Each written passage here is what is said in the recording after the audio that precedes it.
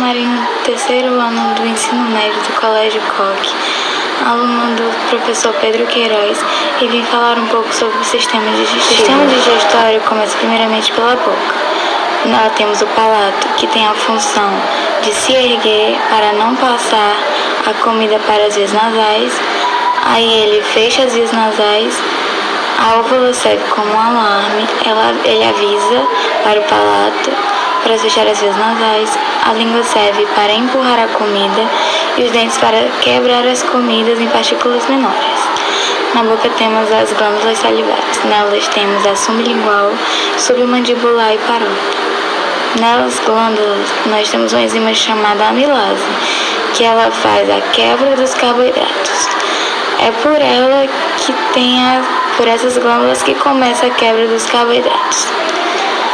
Também temos a faringe. A faringe ela é uma via que ela leva diretamente para o esôfago, a comida para o esôfago, e que impede a passagem para a traqueia, para não levar para as vias respiratórias e não chegar ao pulmão. Boa noite, pessoal. Meu nome é Leonardo e eu vou falar sobre esôfago.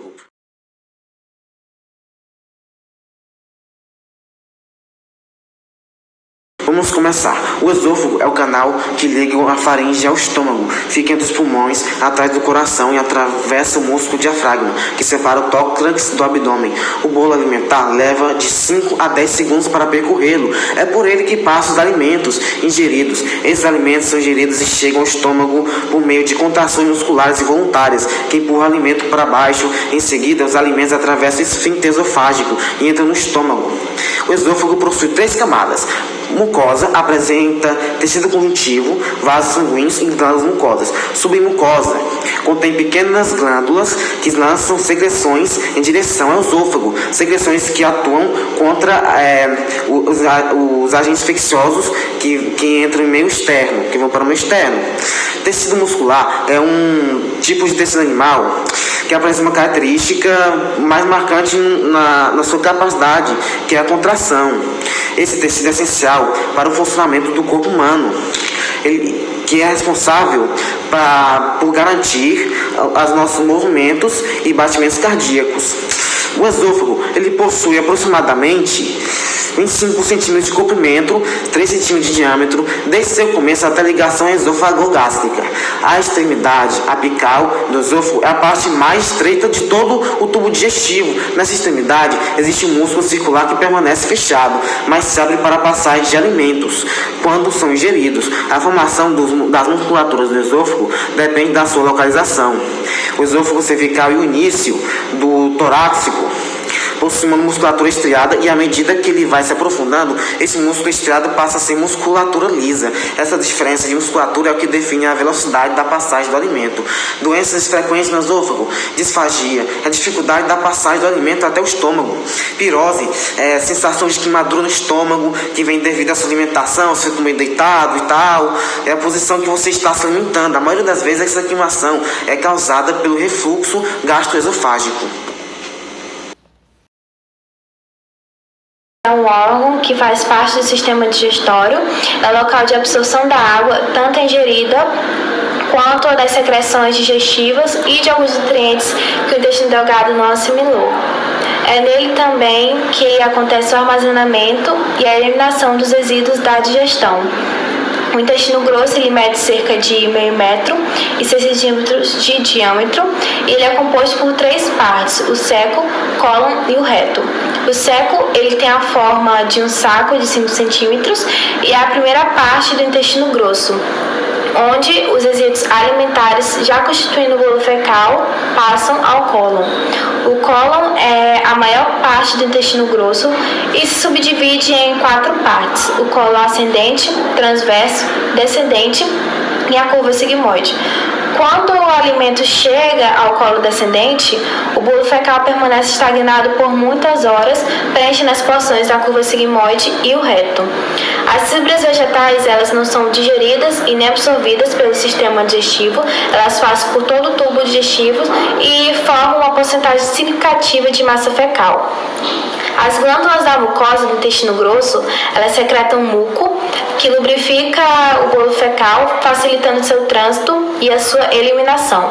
Já na parte terminal do intestino grosso, possui tecidos que produzem células que atuam na defesa do organismo. E depois vem o reto, que é a parte final do intestino grosso, que termina com o canal anal, que se comunica ao exterior através do ânus, que é por onde são eliminadas os resíduos fecais. E o esfíncter, ele é um músculo localizado ao redor do ânus, que tem a função de controlar a passagem das fezes. Olá, meu nome é Maria Vitória e eu falarei sobre o estômago.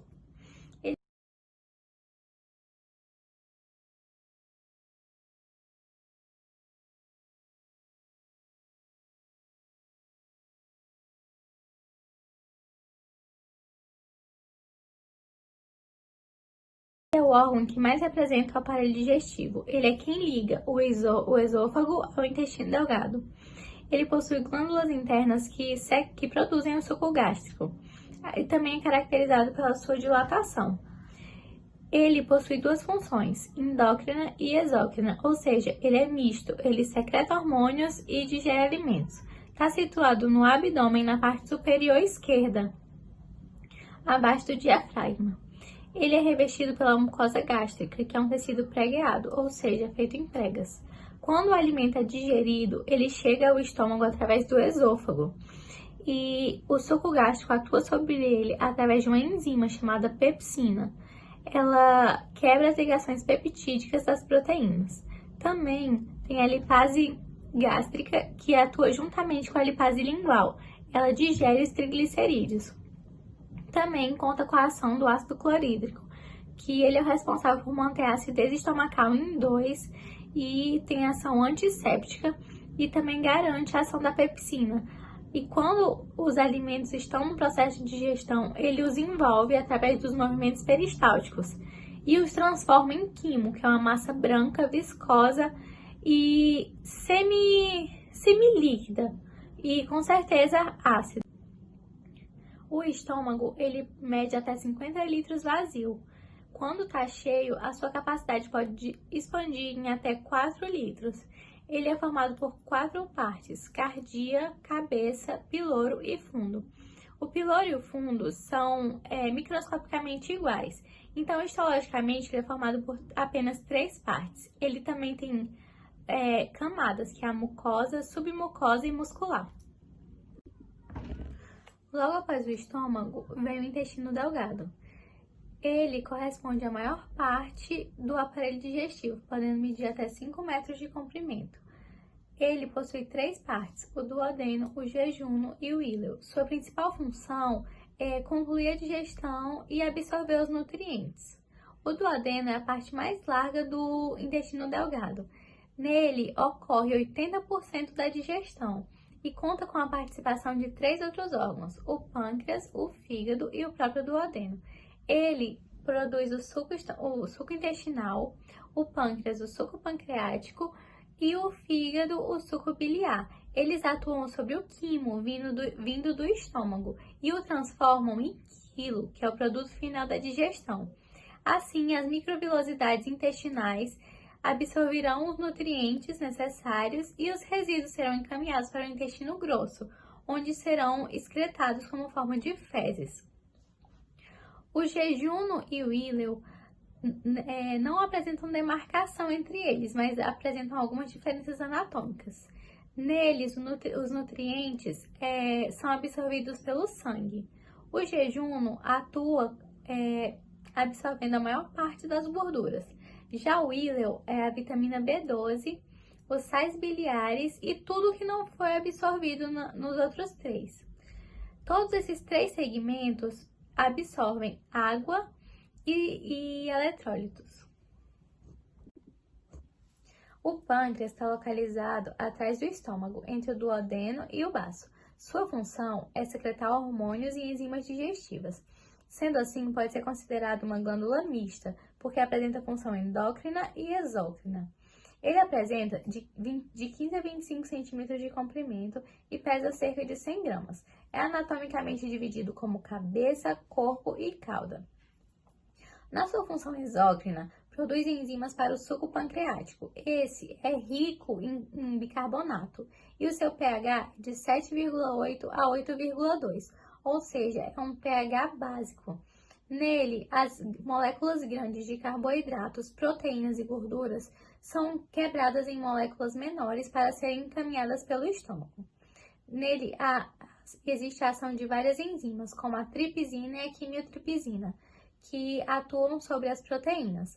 A amilase, que atua sobre os polissacarídeos e disacarídeos, a lipase, que atua sobre as gorduras, e as nucleases, que atuam sobre os ácidos nucleicos. A emissão do suco pancreático é regulada principalmente pelos impulsos nervosos. Quando a pessoa ingere um alimento, sente o cheiro ou o bolo alimentar no estômago, impulsos são liberados e garantem o funcionamento do pâncreas. Outros hormônios que também atuam é a secretina e a colicistoquina, que são produzidos pelo duodeno quando estimulados. Já na sua parte endócrina, o pâncreas secreta os hormônios insulina e glucagon. Eles são os responsáveis por manter os níveis de açúcares ideais no sangue. Eles são produzidos que são células no formato de esfera. Na sua parte endócrina, o pâncreas possui dois tipos celulares, que é as células alfa, que produzem o glucagon, e as células beta, que produzem a insulina. O fígado armazena a glicose, e o glucagon estimula a ela ser degradada quando o corpo precisa de energia e leva a glicose até ele, até quando precisa. Já a insulina, ela leva a glicose para dentro das células. Assim, é possível perceber que eles são antagonistas. Um diminui os níveis de açúcares no sangue e o outro aumenta. O pâncreas também pode ser atingido por várias doenças. Dentre elas estão a pancreatite, adenocarcinoma e diabetes tipo 1. A pancreatite, ela é muito frequente e ela ocorre pelo consumo excessivo de álcool. E seus sintomas são mal-estar, dores abdominais, emagrecimento e vômitos. Já o adenocarcinoma é um tumor que surge no tecido glandular do pâncreas. Ele ocorre a partir dos 60 anos de idade com mais frequência. Seus sintomas são diarreia, tontura, fraqueza, emagrecimento, mal-estar, perca de apetite, e seu tratamento é feito através da retirada do tumor ou de quimio ou radioterapia. Já a diabetes tipo 1, ela ocorre quando as células do sistema imunológico tentam combater as células beta, que são as que produzem insulina. Então, os níveis de glicose ficam muito altos no sangue. O fígado é um dos maiores órgãos do corpo humano. Depois da pele, ele é o maior órgão, porém é a maior glândula. Ele está situado abaixo do diafragma, porém uma parte superior à direita. Ele é protegido pela caixa torácica e possui uma cor marrom avermelhada. Ele pesa cerca de 1,5 kg no organismo masculino e um pouco menos no feminino. Ele possui uma superfície lisa com 4 lobos, direito, esquerdo, caudado e quadrado. Esses lobos têm células chamadas de hepatócitos e são revestidos pelo parênquima, que é uma membrana que reveste a cavidade visceral. Tem ação tanto endócrina quanto exócrina. Promove a regulação metabólica de vários organismos, como gordura, carboidratos e proteínas, armazena substâncias como glicogênio, realiza síntese de proteínas e também elimina substâncias tóxicas.